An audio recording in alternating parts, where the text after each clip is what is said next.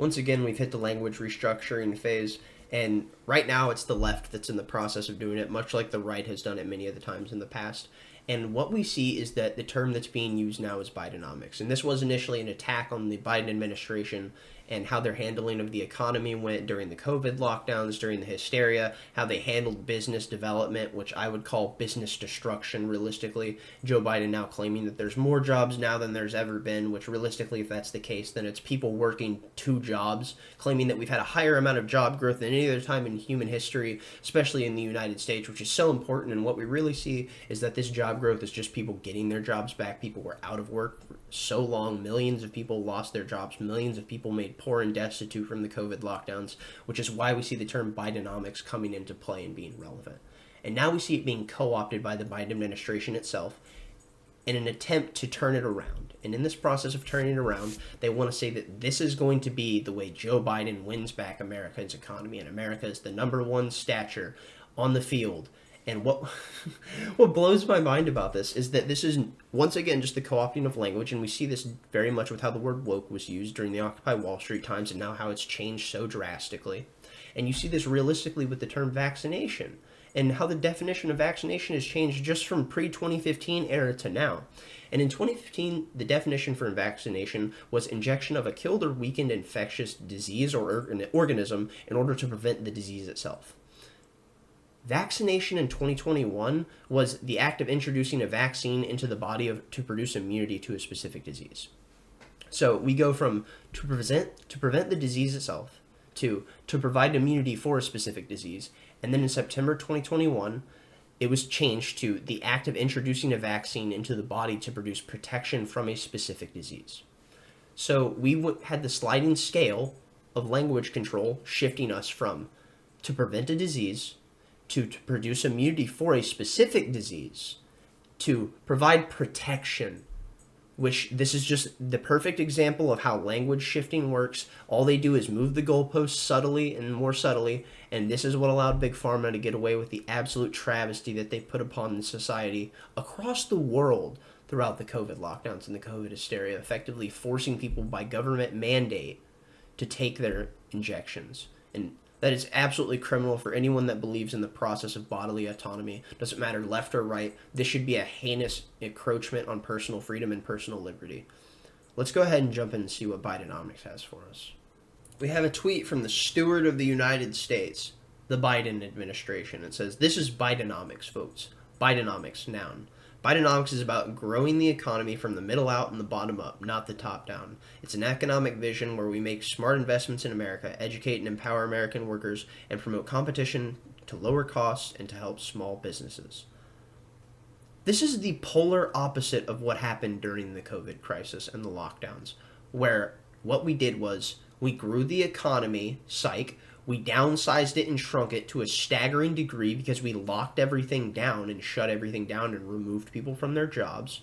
We're going to build it from the middle out and bottom up. Everything that this administration does is enforcement from the top down. So that's just a gaslight. What we see is it's an economic vision where we make smart investments in America. We just spent $200 billion in Ukraine. Educate and empower American workers. We have the most poor and pathetic education system in the world right now. Comparatively to other nations with the resources and assets we have, what we have for the structural system in our educational process is pathetic. I know there are great teachers and good people that mean well throughout that entire system and structure, but it doesn't matter because I swear all they do is gin up these people and send them off to college. It doesn't matter what your ideal is, what your perspective is. Don't worry, you have to go to college because you must do it because you want to succeed, and this is how you have to succeed, by going to college. And I'm not kidding. I mean this. I swear it when I say it. I went to university for 2 years. And in that process of going to university, there was no one stupider that I met in my entire life than the people that were forced to go to college, that didn't need to be there. They're just being forced to accrue $100,000 in debt for a degree that's going to be completely useless in whatever field that they're most likely going to work in. And that's devastating. And the thing that's even more devastating about that is the fact that none of these teachers, none of these professors sit there and sit down with some of these kids and really settle this ideal with them. Like, hey, Maybe you don't need to go and do $120,000 worth of debt. Maybe you don't need to cripple yourself financially like I did. And what I wonder is if it's this fact of Munchausen syndrome by proxy to a degree, or what they're doing is they're applying their own sustained grief from their own life that they feel for the process of putting themselves through this process, and that very much so, they've become someone who's been co-opted effectively to a degree by Stockholm Syndrome. And they're so caught up in the system that they've come to praise their abuser, and their abuser would be the tax code and the structure that then guided themselves down that line. And maybe because they've been guided down this line so long, they themselves don't even know to think about this process, to mention it to these children, just because you've been steeped in the Kool-Aid for so long. So, what I really want to get to about this, it says is, lower costs and help small businesses. We destroyed thousands of small businesses, and in the process, due to inflation, raised the prices for everything.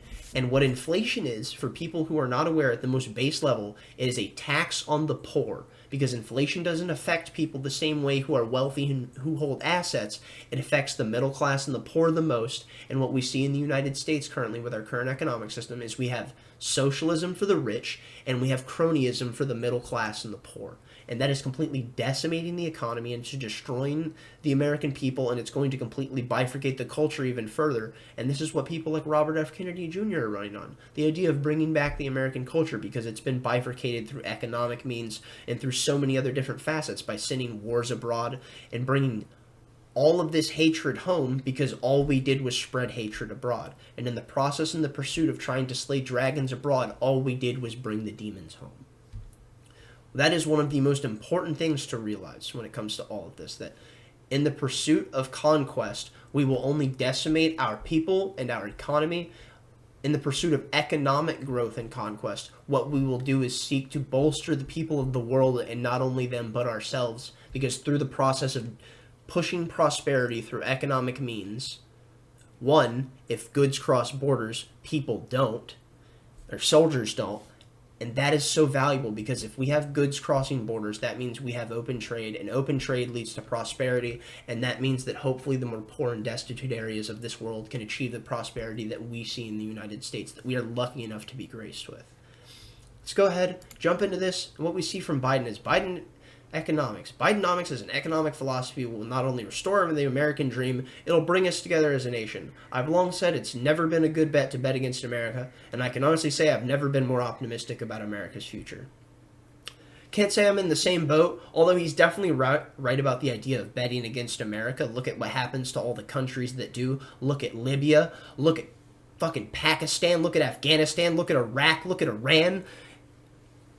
I mean, that's what happens when you bet against America. You end up like Gaddafi, being sodomized with a knife about yay big in the public, dying the way that a dictator truly fears. Simply because you wanted to establish a gold-backed currency so that you could have one that's established for all of Africa. But I digress.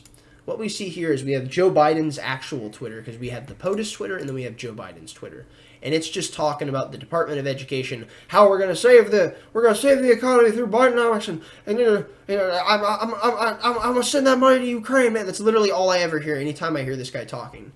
Oh wow, this is funny. This just popped up and says, here are 5 reasons why my friend Barack Obama thinks you should donate $5 to my campaign today. So, the fact that this is just saying $5 I find hilarious, because it's like 5 reasons and $5. Joe Biden and Hunter Biden recently just got taken $5 million and $5 million. So, I don't know if this is like an elusive little jab at that ideal just for the sake of saying so, because it's like, ha ha ha, we hold the reins of power, look, we can make these little jokes, fuck you, get bit. But if it is, that's pretty funny. I'll give them that at least. Like, that's at least entertaining and fairly subversive that most people won't catch it. I doubt that's actually the case, but nonetheless, let's jump in. We see Citizen Free Press, and this is Karine Jean-Pierre, KGP, and she's talking about the fact that, well, Americans feel better about their personal finance because of Biden's policies. And it says no one believes that. And you let me know right now, the person who's sitting here who goes to the grocery store, do you feel better when you grab your chicken and your eggs and your ground beef, and you go ahead and you go grab your lunch meat, you get your bread and your milk, you know, maybe you get a little yogurt, you grab some chips, you get your water, you get a little soda or whatever. And you sit there and you walk up to the grocery store aisle, you go through, you see what you're wanting, and you're just looking at the prices, and they're staggeringly high. And you're like, you know what, I can handle it. It's like, I love these chips. I want to get these chips. And then as you stroll yourself up to that good old cash register, and they're checking you out, you realize your chicken's gone up exponentially. Your eggs are $10. Your ground beef is now $7.50 a pound. What are you supposed to do in this situation? What is the person who's poor and destitute, who Biden claims that we're supposed to build the economy from the middle out and the bottom up for? What is that person supposed to do when the economy has been completely destroyed and what we're doing is funneling $200 billion to a place like Ukraine, 7,000 miles away from your border, where in the end, all that matters is the fact that the people in power care more about the military-industrial empire abroad than they do about the domestic problems of the people at home. Think about that. Consider the fact that this is effectively everyone in the establishment. This is all the people who hold the reins of power. Doesn't matter left nor right. They're all charlatans who will effectively push you to the death of your own people, and they will push you to the pursuit and conquest of another land so that you can go send your sons and daughter to go die for them. That's all I've got for this one. Give it a thumbs up if you liked it, a thumbs down if you didn't. Share it with someone if you enjoyed it, and go ahead and tell someone you love them. Peace.